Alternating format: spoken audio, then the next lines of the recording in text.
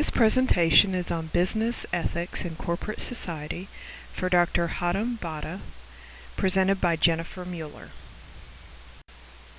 Before we begin the actual research on business ethics, we must determine what the definition is of business ethics. Business ethics is a form of applied or professional ethics that examines ethical principles and moral problems that can arise in the business world.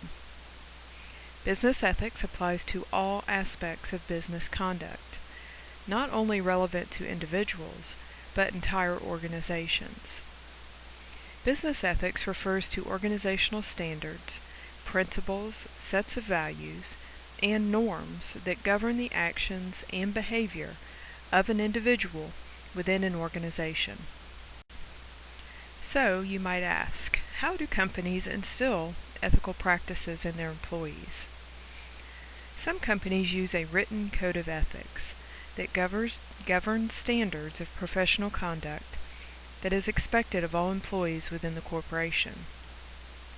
Many companies have ethics programs which address conflicts of interest that may arise in the firm's activities. In some companies, boards of directors choose to take active roles in their firm's ethics programs by overseeing the programs to ensure that the employees are behaving ethically. Although many steps are being taken by corporations to help instill ethical practices, there are many flaws in ethical decision-making amongst corporations. There has been a recent increase in corporate scandals. This has resulted in adding more laws and regulations to try to address these problems. But little attention has been paid to how the nature of the rules, rather than the substance of the rules, is affecting ethical decision-making. It has proven that laws alone do not enforce ethical decision-making. Unfortunately, there are many examples of corruption from lack of business ethics. People such as Martha Stewart, Scott Sullivan with WorldCom, Dennis Kozlowski and Mark Swartz with Tyco, John Regas with Adelphia. They were all under prosecution in 2004 when Attorney General John Ashcroft announced the indictment of Bernard Ebbers, who at the time was the chief executive of WorldCom.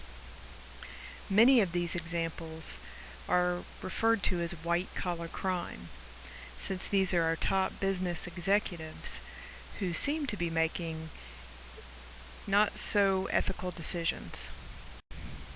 In response to the rise in corporate corruption, there have been many new regulations instilled in the corporate world.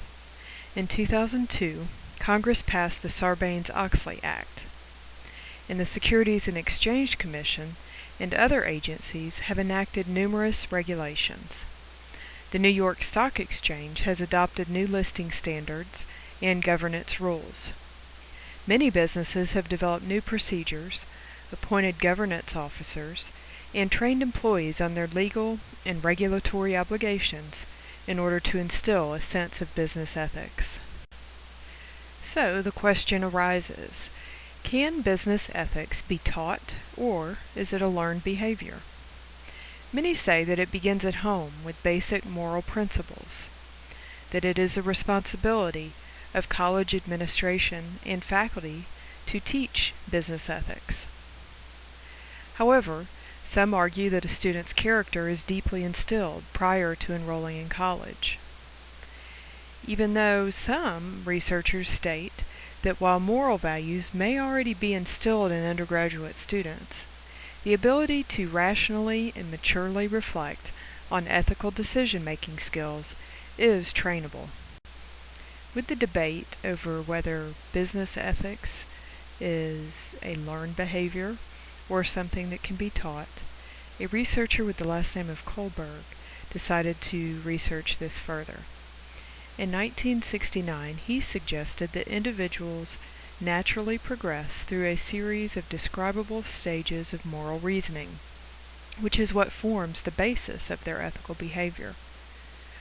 He also said that over time, Individuals become more sophisticated in their moral judgment as they are exposed to various ethical dilemmas. He hypothesized that business ethics training will influence business students' morals judgment. Kohlberg began by assessing change in ethical behavior. He used an untreated control group design with pre- and post-training measures. He used a dependent variable, which was measured in training and control groups at the same time, before and after the training occurs. He utilized pre- and post-training measures, which are taken over the same period of time in the training and control groups to isolate the effective training from the effective naturally occurring moral development. Now we will dive into the actual focus of the study. It was found that business education may foster unethical behavior. Research has proven that business students are more willing to engage in unethical behaviors than are non-business students. Therefore, the focus of Kohlberg's study was business students. 190 students were sampled, with a training group comprised of 114 students and the control group of 76 students. The trainees completed 5 75-minute classes on business ethics, and on average, the students were around 19 years old. The course for the control group participants focused on different functional areas of business and the use of information technology to make business decisions. Business ethics was not covered prior to the completion of the post-training test. Students in the training group completed the measures during class time, while those students in the control group completed the measures outside of class time. 1.5 weeks following the training, the students in both groups completed post-training measures and then attended a lecture where they were debriefed about the purpose of this study, and the control group participants also learned about business ethics. In regards to measurement tools in Kohlberg's study, the students were tested using the Principled Score, or the P-score, from the Defining Issues test, otherwise referred to as the DIT, which was tested through a pre- and a post-test. The P-score, calculated by the higher the score, the greater level of principled moral thinking and less reliance on earlier stages of moral development. This study supported the hypothesis that business ethics training will influence students' moral judgment. Now that the data has been measured, we will go into the actual analysis of the data. Results showed that the training significantly increased students' principled moral reasoning compared to the students in the control group. This study revealed that meaningful effects were observed even after a relatively short training period. Research on the DIT test has shown that training programs lasting longer than 12 weeks have had no greater effect than programs that only last 3 to 12 weeks. The greatest limitation of this study is that the findings do not illustrate which aspects of the training are responsible for its success. In conclusion, the primary practical implication of this research was that moral judgment can be improved by a short training program in business ethics. Moral reasoning is necessary for individuals to engage in moral decision-making. And individuals at higher levels of moral development are less susceptible to situational pressures in the corporate world that could lead to unethical behavior.